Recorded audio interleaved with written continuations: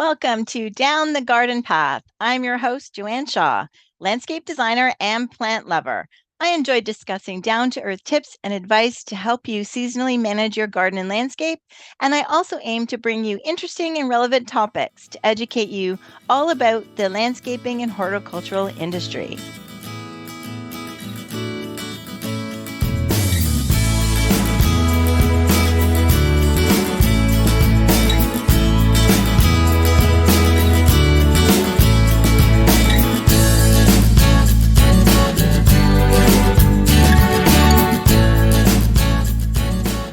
Welcome, everyone, to Down the Garden Path. I'm excited to say that Plants Always Win podcast are joining me here on the show today.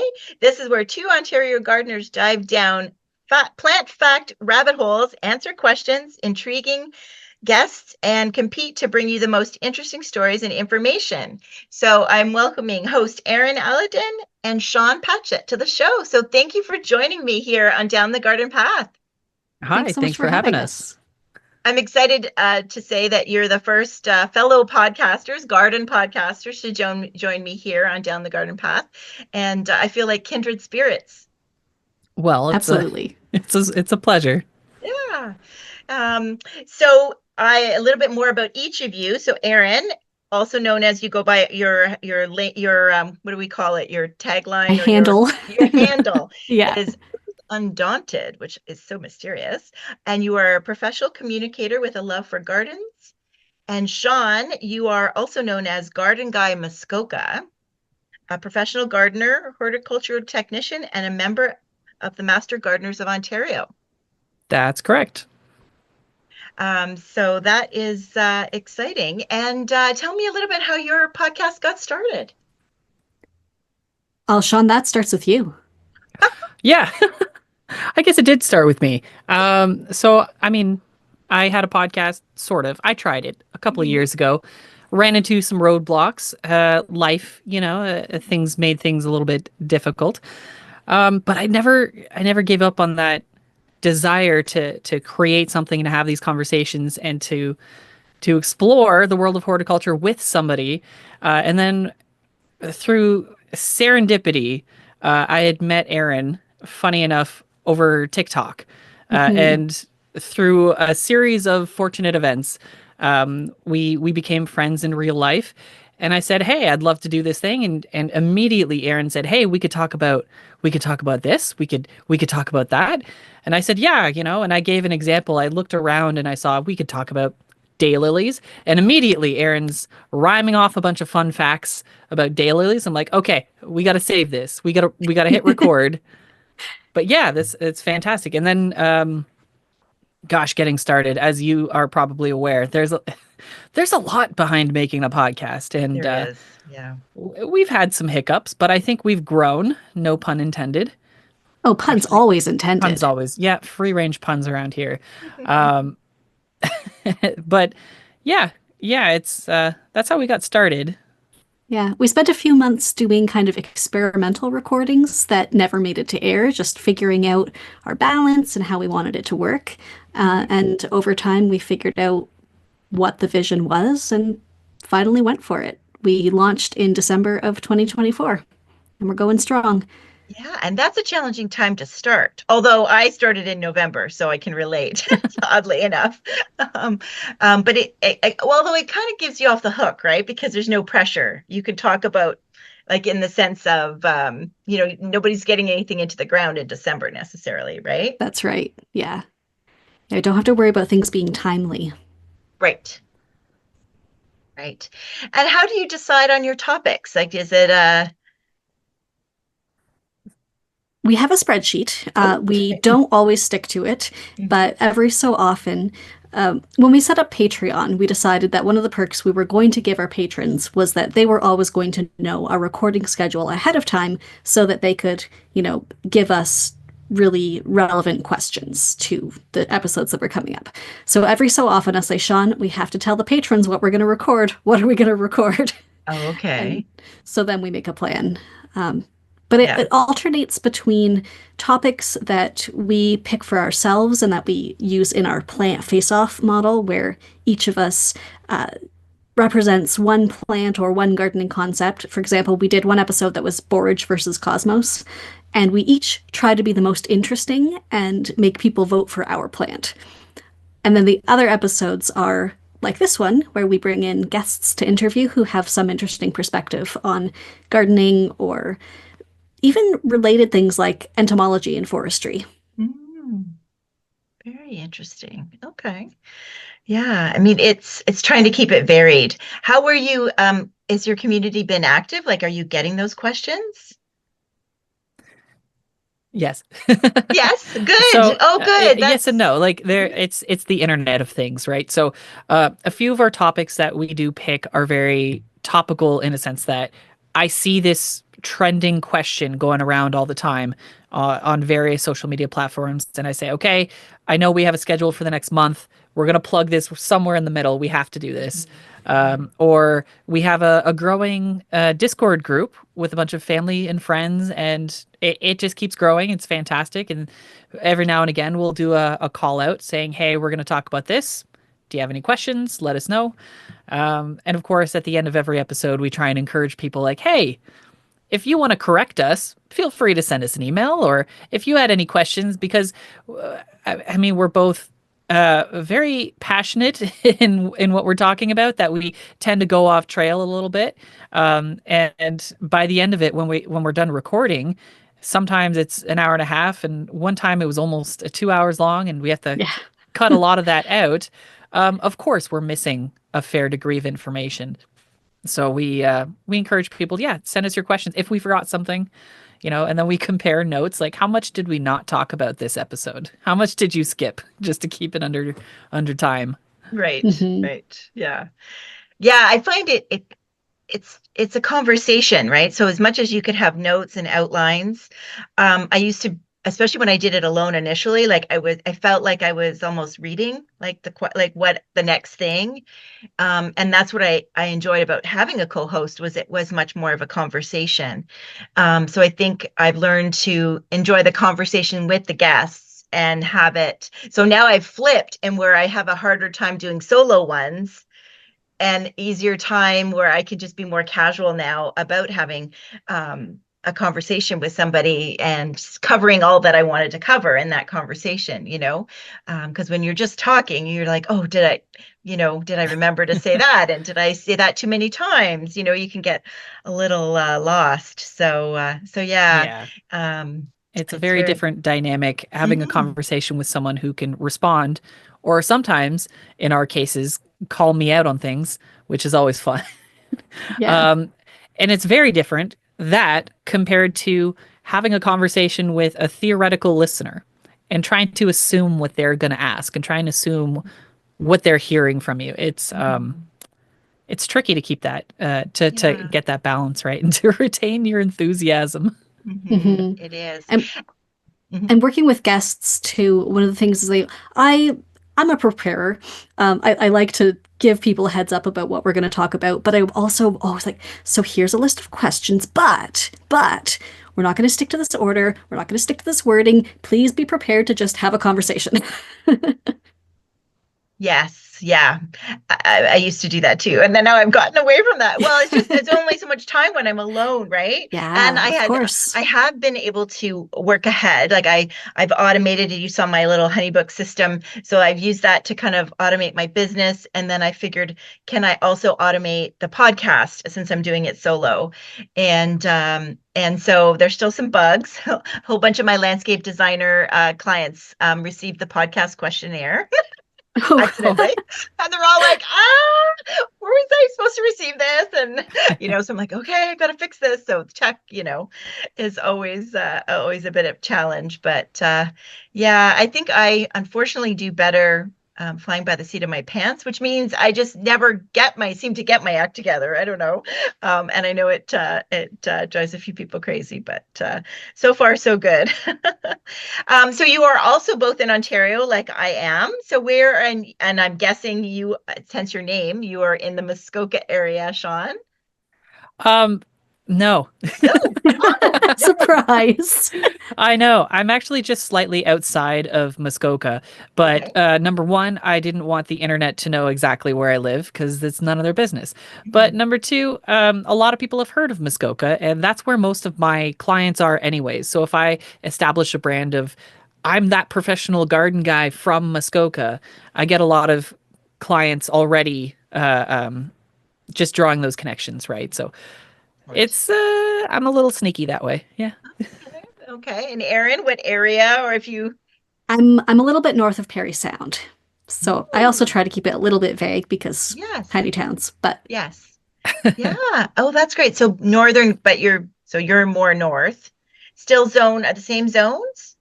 Yes. yeah, yeah. Yeah. We're So, we're actually we're not terribly far from each other. mm, That's how we became friends. It was again a series of ridiculous coincidences. Hmm. Um, uh, yeah, I don't know how much of that you want to talk about, Aaron. Well, we can tell the story. We were both garden people posting on TikTok, and one day I got a direct message from Garden Guy Muskoka saying that he thought we were neighbors and where exactly did I live? And I was like, I don't tell people on the internet exactly where I live.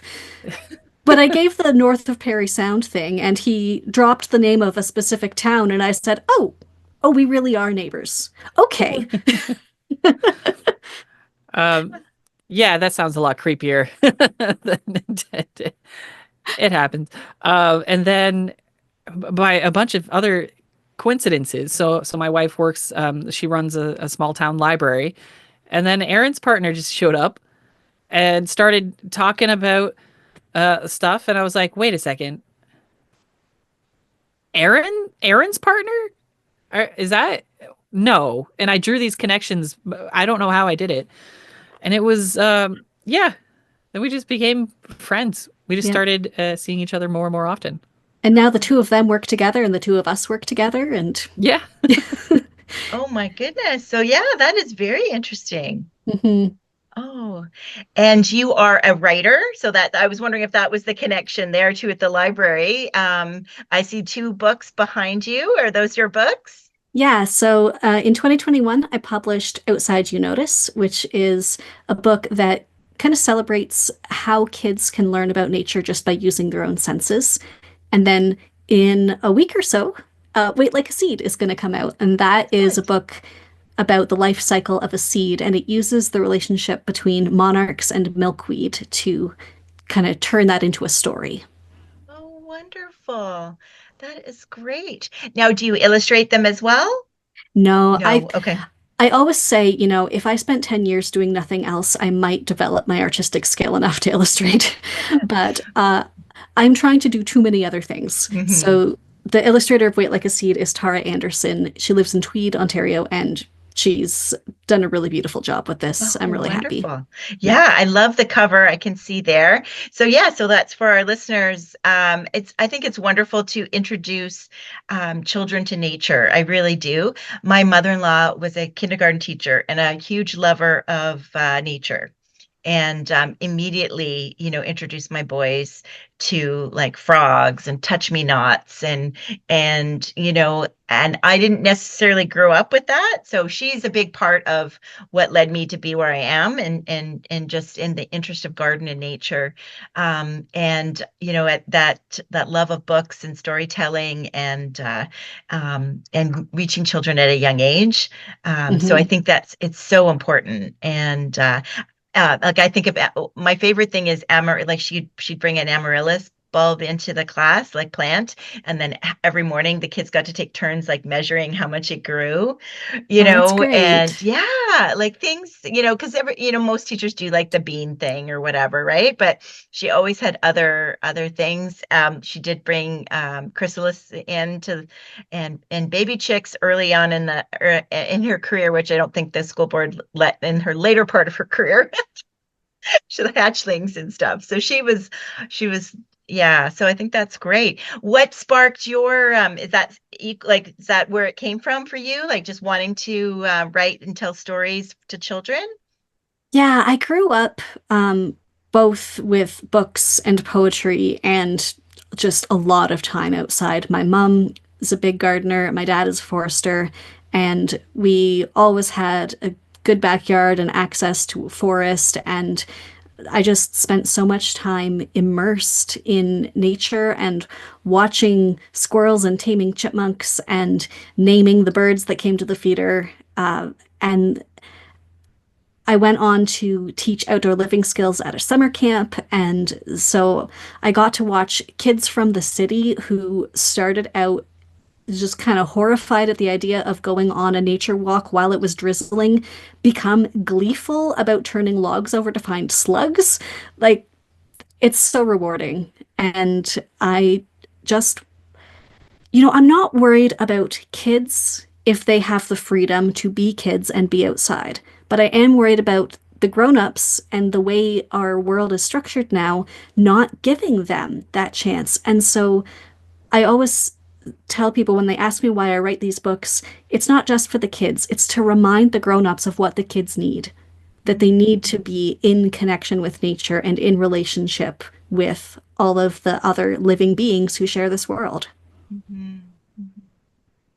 Yeah, and it's okay for kids to get dirty, and it's okay for like all the stuff, right? Yeah, yeah, it's so good for them. Mm-hmm. Mm-hmm. Oh yeah, it is. So that is exciting. And so that launches next week. That's right. Yeah. With your weight like a seed. So yeah, on the 29th of April.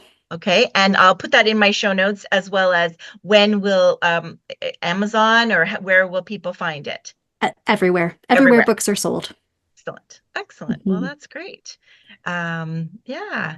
And Sean, I feel like we are a bit kindred spirits in that, I don't have as much education as you do. You seem to really have gone on the horticultural education path.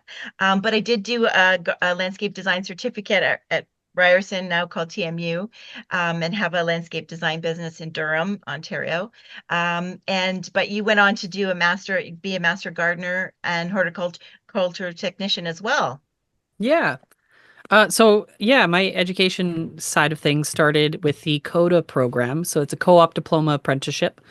And so that's 2 full years worth of college in the classroom, as well as an apprenticeship in the summertime. So it was a nice balance. You get good life experience with that, and then you complete your apprenticeship.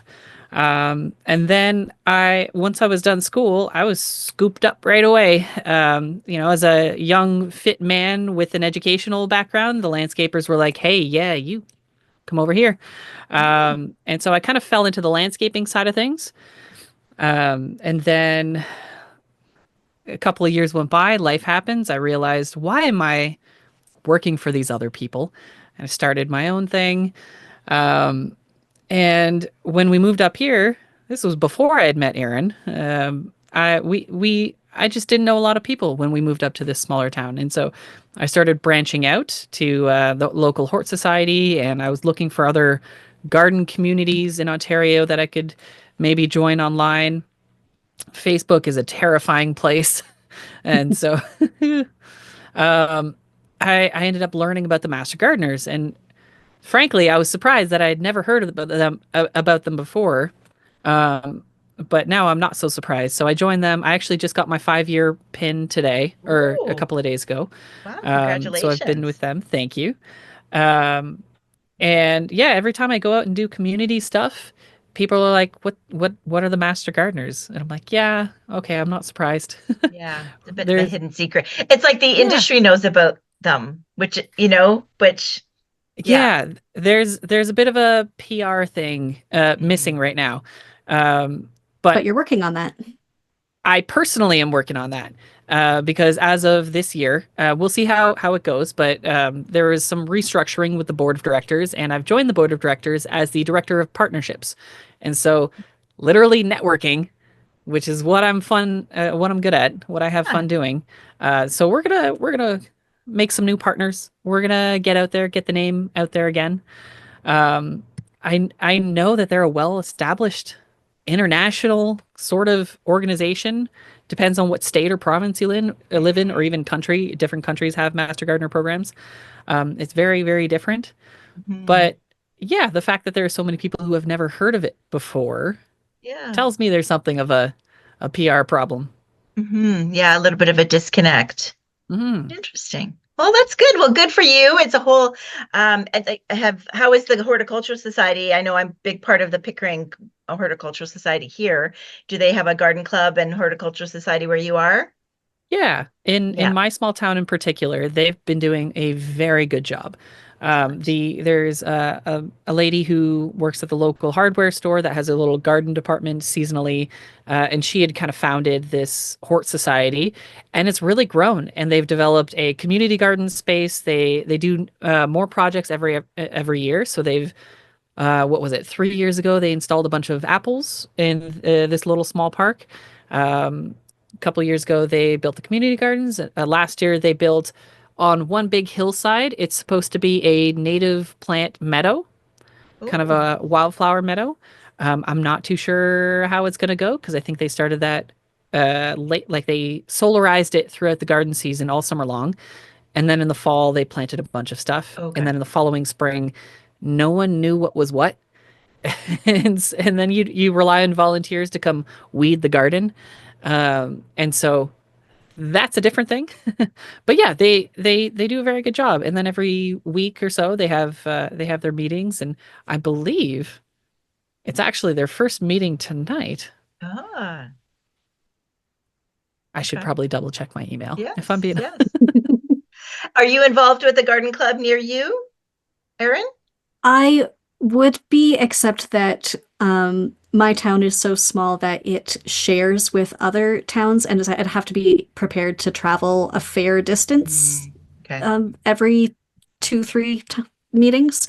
I have Yes. been to the speaker and luncheon portion of their annual general meeting, though, and that was really enjoyable. Oh, I, that's good. definitely, at some point when I have the capacity, I would love to join and be involved more often. Yeah, yeah. I know, I'm not sure, ours, we were very successful over it. Well, I was president for 5 years. I kind of got trapped in there, like, and then COVID, right in the middle of COVID type of thing. And our Zoom meetings were pretty successful. We were Mm. having like 45 people still join for Zoom. And so when that kind of was over, we realized like our January, February, it's a lot of us clubs in Durham, like in our area or in our district, don't necessarily meet in the winter. We were meeting, but what happened would be like if there was, we'd have like a great speaker coming in January, but if there's like even a hint of a threat of a freezing rain or possible snowfall, right? Speaker would come, 5 people from the board would be there, and nobody else would come. So then we transitioned to like, well, why don't we do our winter meetings on Zoom? And that's been successful. So I think that has definitely helped some people that, wanted to be more part of it and can only really do it from home. And so yeah, our first meeting was a couple weeks ago in April. So it was good that but yeah, and the nice part about that on Zoom is you can get a speaker from much farther away, right? Yeah. So it has opened up who we can have as a guest speaker. So Mhm. that has been good experience. So garden clubs are a good way. Master gardeners, there seems to be a disconnect between the two, and I've never been able to figure that out. And then I feel like we're garden podcasters, and we really don't know. Nobody knows about us, right? We actually Yeah. just started our joint career as speakers at Horticultural Society meetings. So, Right. looking forward to more of that in the future. Oh, Yeah, we've got at least one scheduled. okay. Although I do believe that one is a pro bono. I don't we didn't talk about the details of that particular event. But we are scheduled for it. So Okay. Maybe follow up and find out what. Yeah, because I think they all have a budget for it. Speakers. yes, yep. Yeah. We should I'm terrible at that. That's why I need Erin in her spreadsheets. I Yes. Yeah. So you guys are a good pair that way. I That's think great. so. Yeah. I actually just spoke at the Ajax one last night. So it's funny that you would say that. So Oh, I have a nice. PowerPoint presentation that I do. And then I spoke last night for the first time. So I wish I could. I don't know where the fall goes, right? I seem to only manage to do one a year. I don't know. I would like to do more. And because I have been president and super involved in my club, I've never spoken there. So I know the lady who coordinates that, she said, well, now that, because now I did the 5 years as president, a year of past president. So, and now I'm not even on the board. So I kind of like aged myself out. So she said, okay, and then now next year we should be able to have you as a speaker without there being like a Conflict concept of of, interest. Yeah. yeah, because I was always careful with that For sure. type of thing. So Have you tried potentially reaching out a little bit further north? Because I know that that's a big thing with the northern groups of the Master Gardeners. So the Master Gardeners of Ontario has now, I believe, 25 different districts. okay. And in northern Ontario, they're so scattered that all of these different districts meet together virtually. Okay. So I know that a lot of gardening clubs up north also do a lot of their clubbing. That's not the right word. Uh, It sounds like fun though. Sure. Yeah. Yeah. Join the garden club. Yeah, yeah. Yeah. I So know they that. probably do Zoom. Like, are you saying they would do Zoom meetings? Yes. That Yes. might be something for me to do. Yeah. Yeah. Because I love meeting gardeners and I love talking about, things. So yeah. So that's a good point. Because I mean, I can only imagine what you're saying about far apart because we're District 17 and there's 12 clubs. And in Durham region, like they're far. Like there's a couple clubs that are 2.5.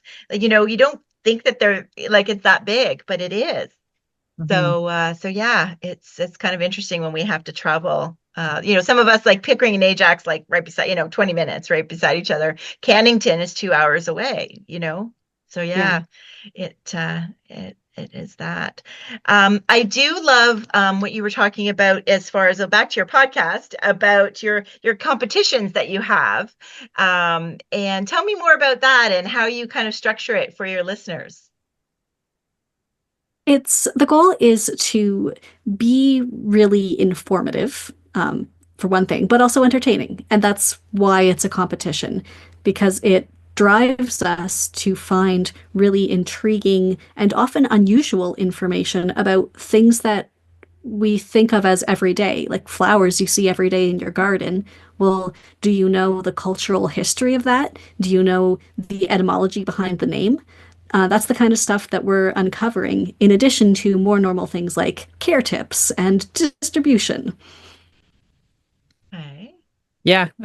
Just to tie on to what Erin was saying there, as a fun little example, one of my favorite episodes was talking about Phalaenopsis orchids or the grocery store orchids.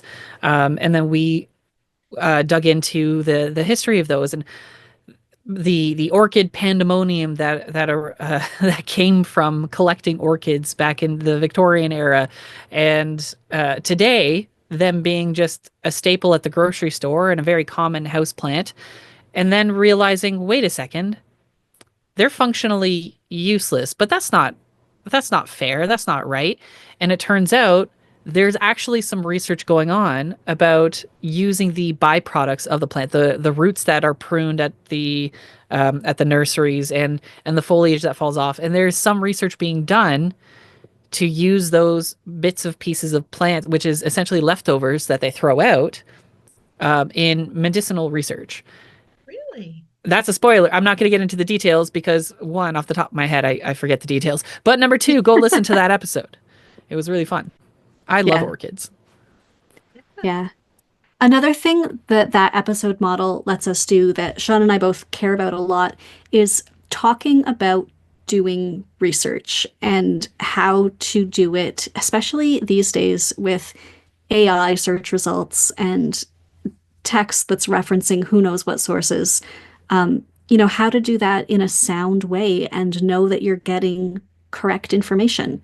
So we share the sources that we're getting our information from. We talk about the process of finding the ones. An episode that hasn't aired yet that we just recorded this week, I found that the fruit shrub that I was talking about isn't very well known, doesn't have a lot written about it.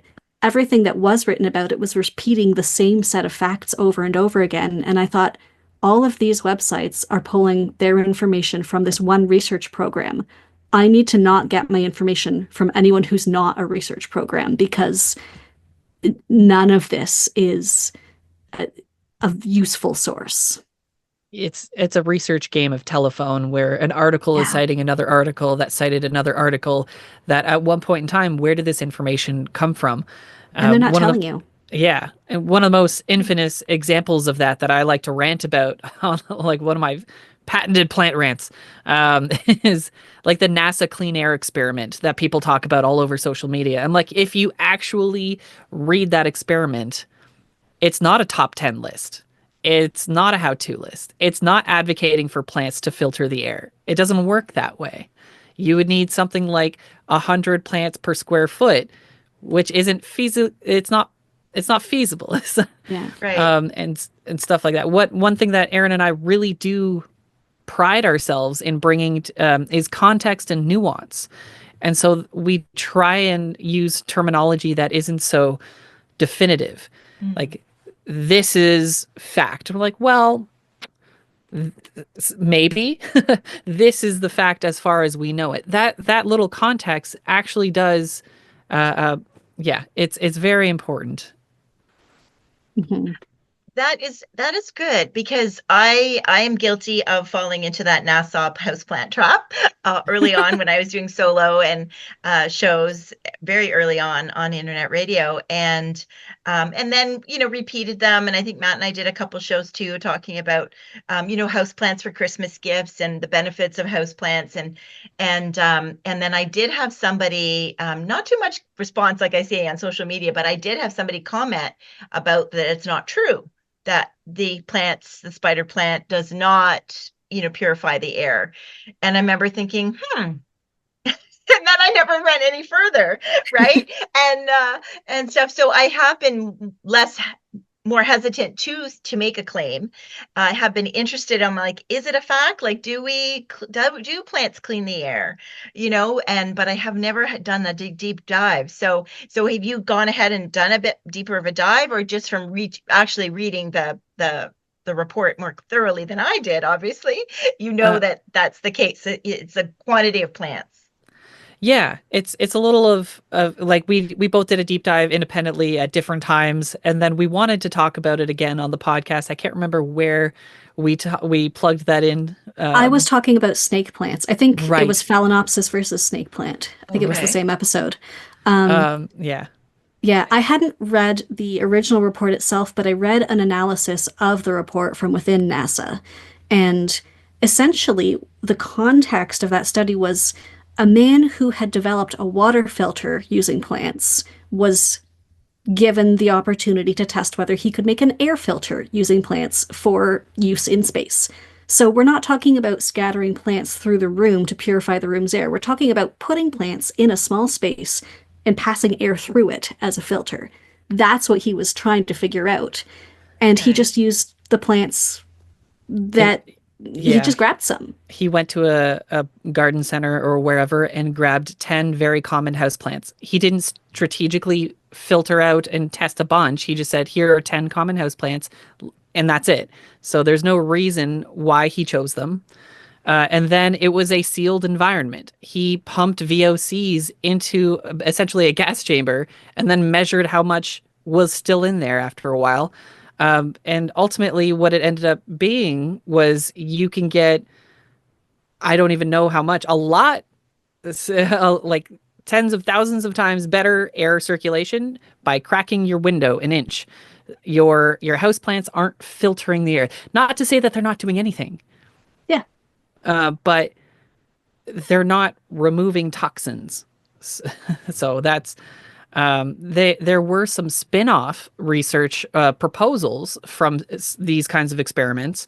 They were looking at air filtration systems for space travel and infrastructure on, say, the moon or on Mars or whatever, using organic materials like plants, moss, sphagnum moss, stuff like that, as air filters, because it would be a living thing, and it would.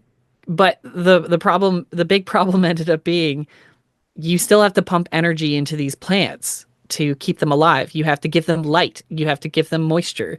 So if you had let's say an air duct full of moss, you still need light in there. Mhm. So you're still using energy. You might as well just have an artificial air system anyways. It ends up using Yeah, significantly less energy. I interesting. think the thing that leads to so much misinterpretation of studies is they'll always end by saying, this result that we found leads us to think that it merits further study on, this. And then, especially rushed reporters will read that part of the summary and go, oh, so they think that based on the study results, this is, an application of these things. But no, what they were saying was it bears further research. Hmm. Yeah. Hmm. Okay. Well, you've given me an idea for another episode for me too, to let my listeners know that type of thing. So yeah. So houseplant, there are benefits, I think, but they don't necessarily need to be scientific benefits. I mean, I think space is better. Don't you feel like as plant people, like if you go somewhere or go visit someone's house and they don't have any plants, like isn't it You kind can of feel like it. Yeah. feel it, Something's right? missing. Yeah. Yeah. You know what? This is kind of funny, but I do sometimes watch, Kelly and Mark in the morning at 9 o'clock. I don't know if you were TV people like I am, but they've just moved to this new big studio and it's like all like shiny and new and it's really big and and the window is like a massive window behind them. Their previous show was a fake window, like it looked like a window and it was a fake window. And I've watched it like 3 or 4 times since, it's just moved in a couple weeks ago. There are no plants and it's bugging me. Like I literally want to message them. I'm like, why are there no plants back there? I Right? was a person who had no plants in their house, and then Sean fixed that. Ah, Every time I went to his house last year, he sent me home with plants. with plants. Excellent. Until I was told to stop. Stop. Okay. The table Okay. is full. Hmm. Now I'm filling up the Um, outside. Now, do you have time with all your, with life, as far as your outside gardens? Like what, I know I did listen to and I did want to talk a bit about your sowing inside and sowing outside and seed snail, which I've tried this year too. I was listening to your podcast, your most recent podcast that has aired. So I did want to talk about that. But do you grow ornamentals too, or do you find your focus at food? My main focus is food, but I Okay. do try to include some ornamentals as well, and I have a small perennial flower garden in front of my house for pure pleasure. Excellent. And Uh, Sean? because my job really expanded from the landscaping industry, I'm more prone towards um, ornamentals. That's just because that's where my experience is. Mhm. But what I really try to do lately is a hybrid if I can, because th there's no reason why ornamentals aren't also functional. A lot of people realize, like a lot of trees and shrubs that we put in, oh, it looks beautiful, but did you know that that's actually a very good one? That's a host to a whole number of insects or Yeah. uh, something to that effect, just Yeah. to keep it relative and vague. And so Hmm. now I'm trying to. I have a couple of ornamental beds that I built, and I'm trying to incorporate produce inside of them if I have a little space. But all Hmm. of my beds are so full. It's like a chaotic. I love the English style full garden where plants Hmm. really border up to each other and compete a little bit. Hmm. So there's not a lot of space, but I Yeah. am expanding in my produce area. And now that a tree has recently fallen, I found that I actually have more space. And Oh, so and probably more I've got, sun too. yeah, exactly. Yes. Yeah, I'm the same. I was primarily ornamental, but I tried introducing and not only ornamental, but in my front yard. So we have a corner house. House came with a pool, so it's a small backyard with a big pool, so not a lot of space. I have been successful with growing vegetables in containers, so I went down that route. But I thought, okay, can I tie them into the front yard? But it's like hit or miss. I thought I was smart by doing garlic in a front bed that's surrounded by a yew hedge, and I have other ornamentals. And then I thought, okay, the garlic, it's a big space for the garlic. Only to like years later going, I'm still digging up about the same size that I put in, and then more research realized that garlic does not like competition from other plants, especially evergreens. because I was thinking, is it not enough light? I'm not doing water. Do I add more compost? So it's always, I am, like I said, at the seat of my pants. So I'm not one to go research and like all the details, right? I'm just like, when I throw it, let's just put the garlic in and see what happens. So I have, learned that the hard way. And things like blueberry bushes, I thought they came out with some blueberry bushes that were compact, that I thought, I could tie into my ornamental beds. But their blueberries are not an easy thing to grow, which I learned after the fact too, right? Yeah. So yeah, and I try my gardens, I try to experiment so that I learn for my clients what grows, especially when new plants come out. I want to, bloomerang lilac came out. Does it really bloom twice? Like I'm not trusting. I want to see, is it going to really bloom? And I wanted to see how easy those blueberry bushes would do, how they would do. So I've done that kind of experimenting in the front yard within the bed.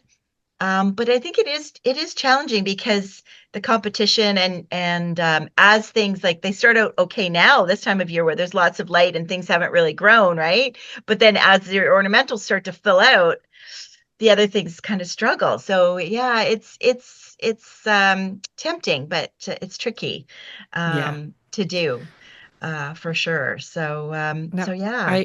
I do like what you said about how you personally try and incorporate these experiments to see what works for you.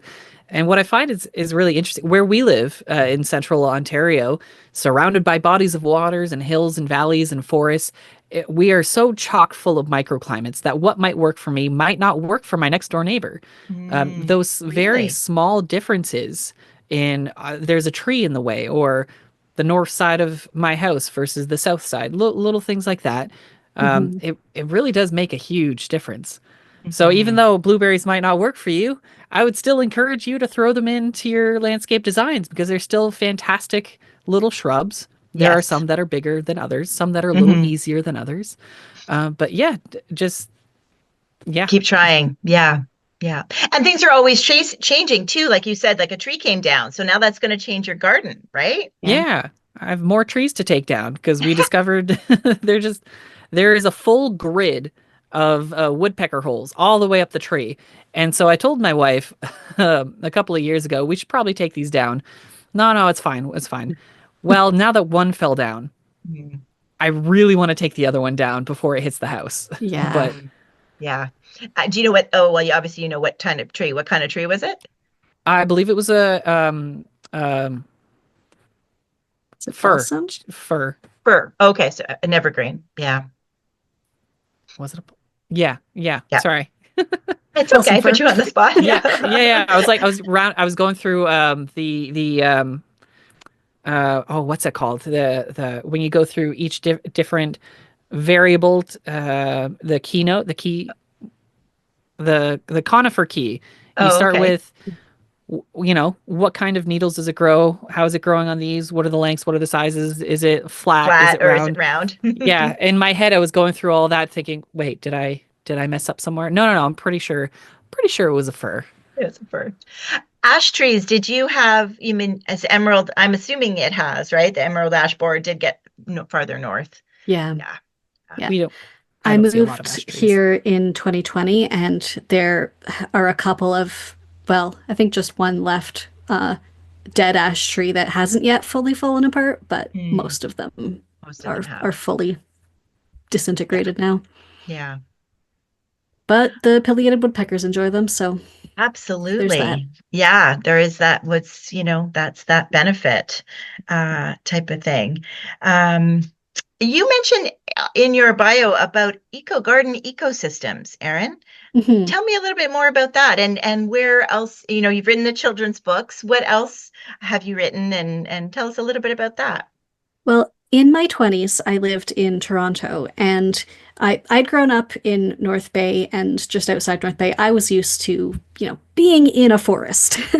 And then I moved to the city, and it was a tough transition. So I got involved in food justice, and through that, I discovered permaculture, which, if people haven't heard of permaculture, my best, very brief summary is it is a design system for creating food producing ecosystems of which human communities are an integrated part. So it's not humans over here and farms over there. It is one big system.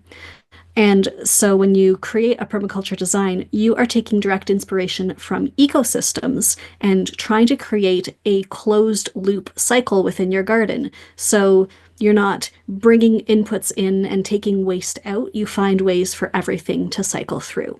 And that's what gets me really excited about gardening. I do have an annual vegetable garden, but I also have a mini food forest with fruit trees and strawberries as a ground cover and all sorts of plants doing different functions. So that's what I really love. And I love thinking about how our animals and insects and birds going to use this space as well, and how can we both benefit from it, and so that I'm not just constantly in a battle with them. Right, right. Of keeping animals out and critters out, you want to have that closed cycle. Mm-hmm. Excellent. And composting, part of that? Yeah, so I really enjoy a lot of composting in place solutions, things like sheet mulching, where you layer a bit of compost and then a bunch of mulch and cardboard or newspapers, and just layer all of that up so that over the next season it decomposes into soil. You can grow on it right away if you put a bit of topsoil on it, or you can just wait until it's decomposed. Another thing I enjoy is hugelkultur, which comes from Germany and Austria. You pile up dead logs and cover them in increasingly smaller pieces of wood, and then mulch the whole thing. And over time, that decomposes. And in the meantime, you can use it as a raised bed. I have a lot of success with squash and strawberries on those in the early years, and then as they break down, you can grow anything. And they are great for creating microclimates because it's this big steep pile in your garden. And so the south side, my tomatoes are thrilled. On the north side, I can grow kale. And it's really fun and rewarding figuring out all of those tiny little microclimates within that space. When you say steep, how steep then? As steep as you can make it. So basically, when it's brand new, if you just put your mulch on top, it would fall off. So a trick you can use is to mulch it with straw and cut Y-shaped sticks into just little V's, and you stick one end of the V into the mulch and the other end lays on top, and that kind of pins the straw against it. And you also kind of need to put some strategic sticks to stop the soil from rolling off if you've covered it with soil before you mulched it too.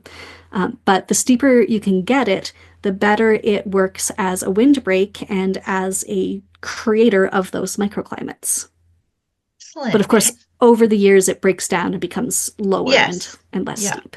But would you say you need more space, like somebody with a larger property then? Probably. I have made small hugelbaits that are just like 2 feet long and a foot wide. They don't do as much. It's really just a brush pile at that point. Yeah. Okay. Yeah, I mean, I could see that. That seems like a whole episode right there I'd like to talk about, because I think the challenge for people who may have more property is kind of, where do you start, right? Like, and exposure, and like you said, that having that's protection. So yeah, that is interesting, because yes, I do can see clients that seem over, like with bigger property, but yet the thought of a vegetable garden is overwhelming because of the exposure and the critters too, which is, that is fascinating. I know I've heard about it from the standpoint of like raised, because city dwellers are like doing the raised boxes, right? And instead of filling it all the way up with soil, instead filling it up with logs and twigs and other things to help feed the soil. So I've heard about it in that kind of setting, like that kind of function, but not as a bigger mound. But I could definitely see. So are you taking the plants that you're starting inside, like tomato plants, and then planting it in the hill, or? Usually, yeah. I know that some hardcore permaculturists will just create a seed mix and toss it on their ground and see what grows. And whatever is best suited to the conditions will take root. In our short growing season, I don't do that. Yeah. Those Southerners that can do that, right? You asked what else I've written, and Mhm. a lot of my permaculture experience I brought into, well, first my blog, Earth Undaunted, which you mentioned the name. It's meant to kind of encapsulate this idea that, yes, there's so much threatening Mhm. our world right now, but the earth itself is undaunted and we can channel its abilities and put ourselves in a relationship with it. So that blog takes all of these big ideas from regenerative agriculture and makes them accessible for home gardeners. And then I started posting on TikTok to promote the blog, and that's how Sean and I met.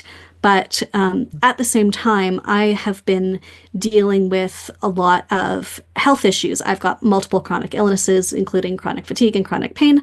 And I found myself talking about that on TikTok, and a lot of people were very responsive, saying, "Oh, you're managing to garden in spite of this. Maybe I Oh, can garden too." And wonderful. a lot of those permaculture ideas about creating self-sustaining cycles went into that content and those ideas. So a couple of years ago, I wrote a book, an ebook that I sell on my website called Gentle Gardening, a low energy guide for uncooperative bodies. And Oh. so all of those permaculture ideas and those how to grow without being overwhelmed and overtaxing yourself, those went into that ebook. Oh, wonderful. Well, that is great. I'll definitely have the show notes a linked on there, or link to that on the show notes. And wonderful topic, and for you to share your own, challenges with others. I think that's very inspiring, Erin. That's good. So do you have more plans?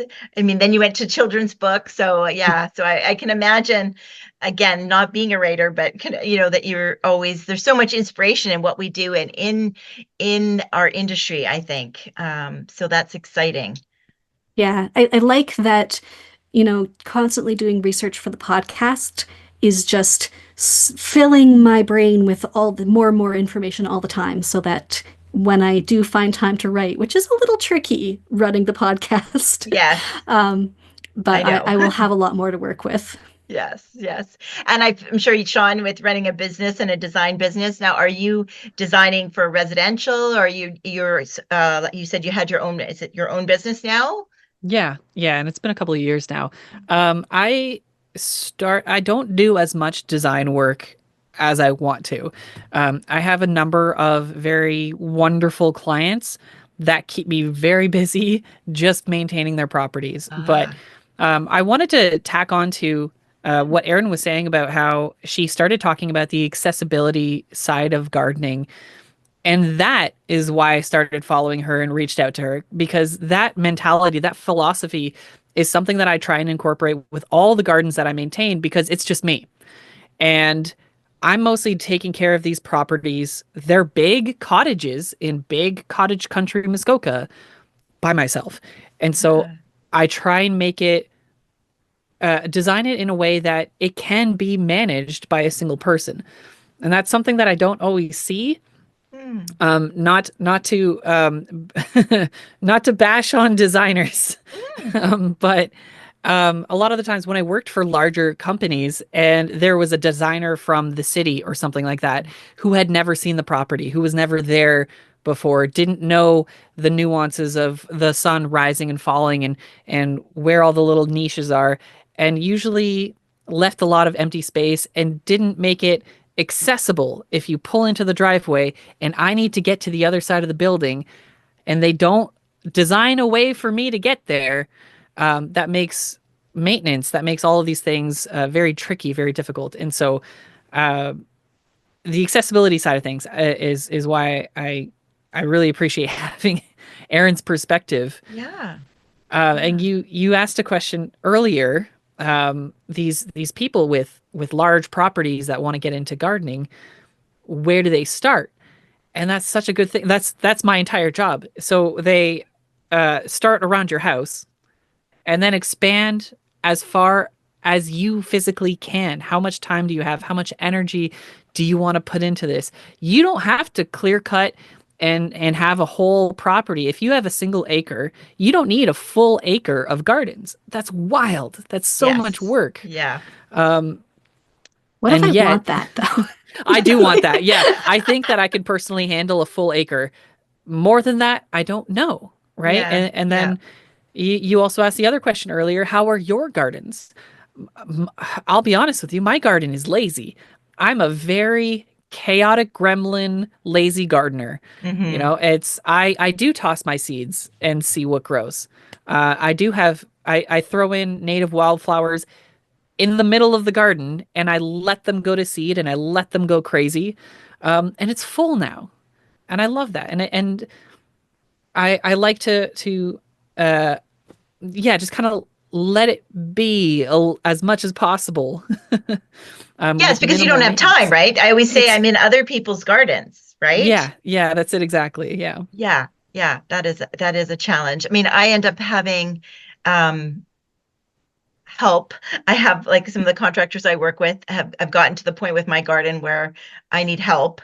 Not like I've tried to create it as low maintenance as possible, but things are always changing. Like I've gone Yeah. through the losing the tree, had it all set up, lost the blue spruce, then lost our city trees because I had 3 city trees that were the emerald ash. So the ice storm 10 years ago, lost those, so started over.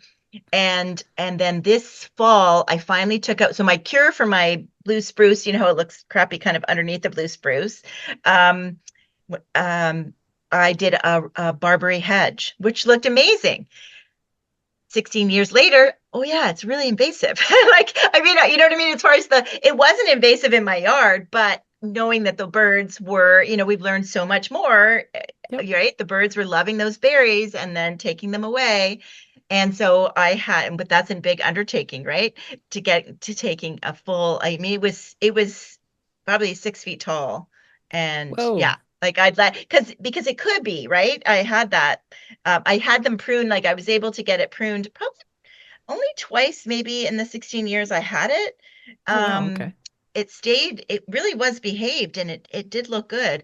But knowing what I know, I couldn't consciously keep doing that. As much as I loved hearing the birds in the winter there and eating all those berries, I knew what was happening. So now I have a wide, like, now I feel like I'm starting over again. So, Yeah. and that I have wide open space again and little time. So yeah, I think that's, even we're just like our clients, where things, nature and things happen, that as the garden's evolving, always in motion, right? Yeah.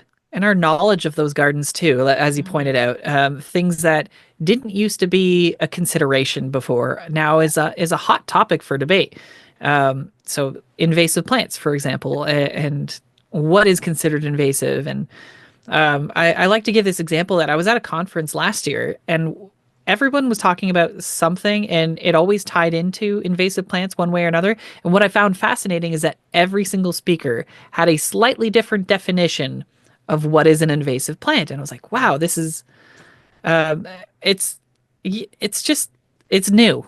Yes. It's a little bit overwhelming, but it doesn't have to be. Hmm. And something that Erin and I really try and also bring to the podcast is an Hmm. open mind Hmm. and no shame.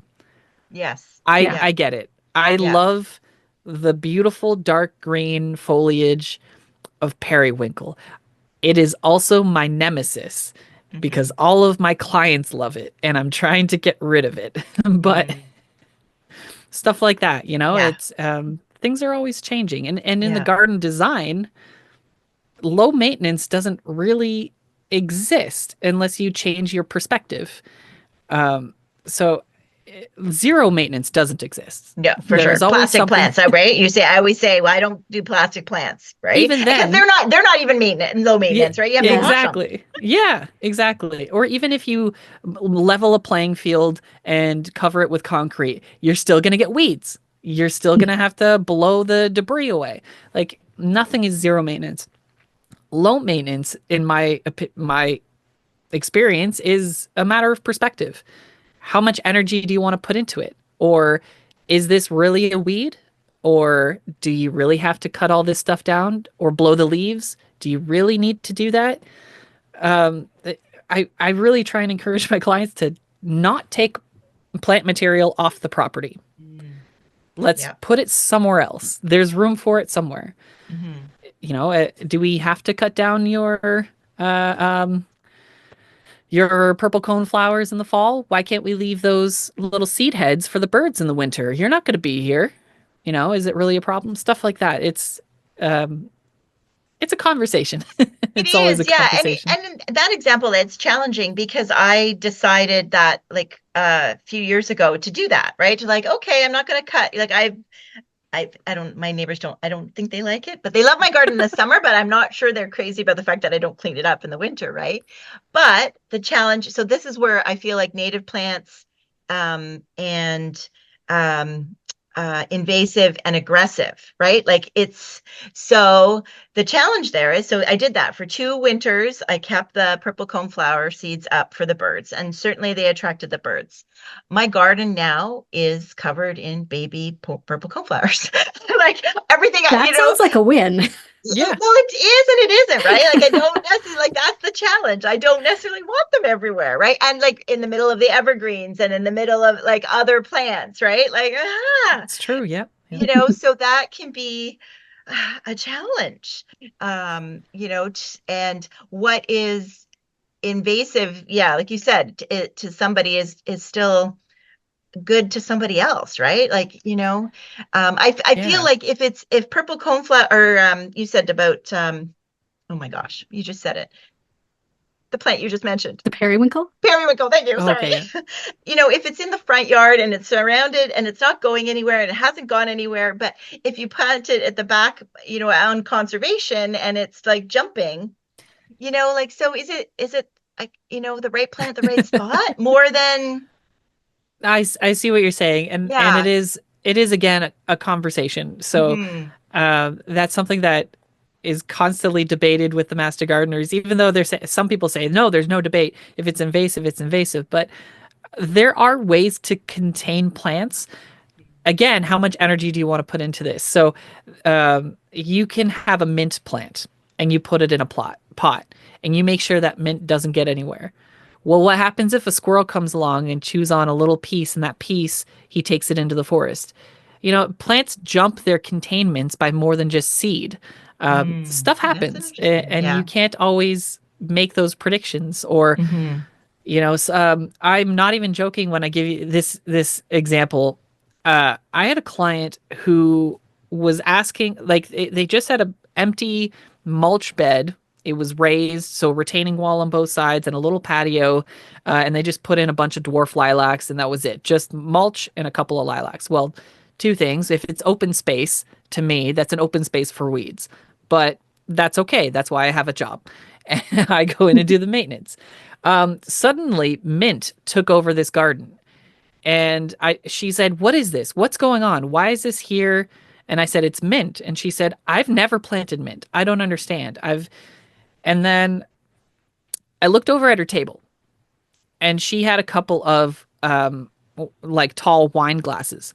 And I said, "Did you have a mojito? Did you dump your mojito with fresh mint into the garden?" I'm not joking. And it rooted.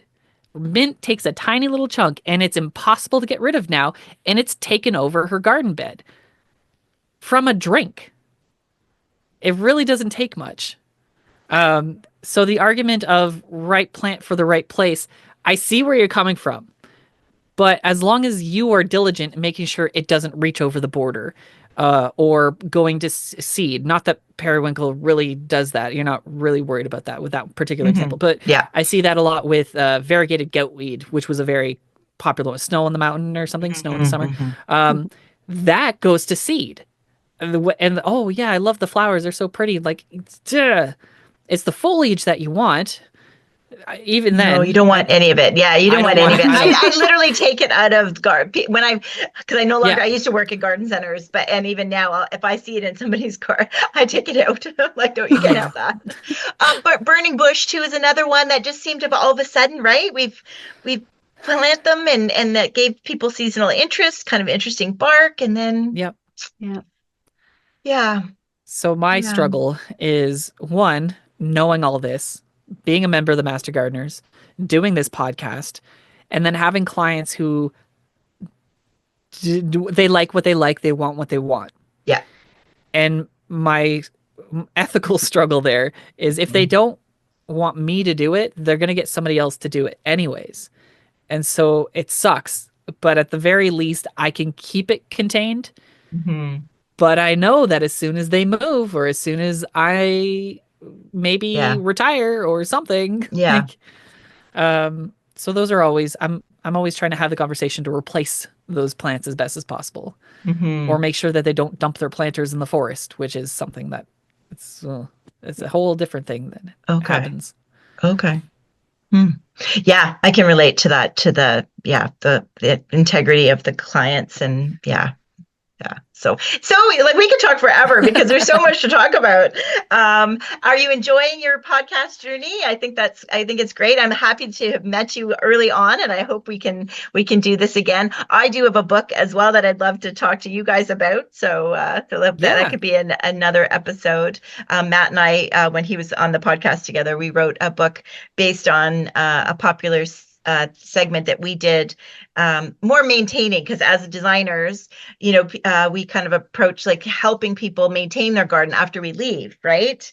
And not everybody can afford you, someone like you, Yeah. and uh, and there's so much misinformation out there, as well as it's changing, right? The seasons are changing, and also um, we found you can find out like how to prune or how to divide, but not necessarily when to do it. Um, you know, That's a subjective yeah, variable for it sure. really is. So so we had a segment. Again, I was saying we recorded Monday night. So every month, the last Monday of the month, we would talk about what you do or don't do in the garden the next month, that type of thing. And those were very popular. So we did it for 2 years in a row, and they were very popular episodes. So we naively thought, oh, we've got a lot of content for a book. Yeah, So yeah, sure. we had some content. It still was, a challenge. We had to get more, but yeah, so we did. We released a book, my listeners know, by the same name as the podcast, Down the Garden Path, a Nice. step-by-step guide to your Ontario garden. And so, yeah, it just definitely tells people what to do. What each month we break it down. So little plug for me on my own podcast, but just to let you guys Sure. know too, and just for information, because I think it's the more we share with each other. I'm going to look for your book because I think those make great gifts too. For my boys are older, but I'm excited that you wrote those books, Erin, and I will definitely look for those because I like to spread. Everybody knows me as the plant. Even I just got my wheels at like the Ford dealership. I had to get my snow tires off and stuff, and the lady at the desk had a little house plant, and like the sun side was like quite lush, and the other, like, obviously nobody's thought to turn that poor plant around, and I can't help myself. I went over, I said, sorry, but let's just turn this around so the other side can get some light and stuff. Like wherever I go, I'm like one of those people, right? That I've got to fix it, fix the plant. So I love being in a group with fellow people that like the same thing. So Yeah. that is wonderful. And good luck on your podcast journey. Is there anything else we should say again that your name of your podcast are Plants Always Win. Mhm. People can find you, I'm assuming, on like anything that they listen to their podcasts on, right? Yeah, Yep. most just about all of them as far as we're aware. Mhm. Or links to all of that and even all of our socials because we have our own social media and stuff Mhm. can all be found on plantsalwayswin.com. Okay. And yeah, we're working on the website. We're working on adding more to it, a bit of a seasonal blog and some other additional resources, whatever we find.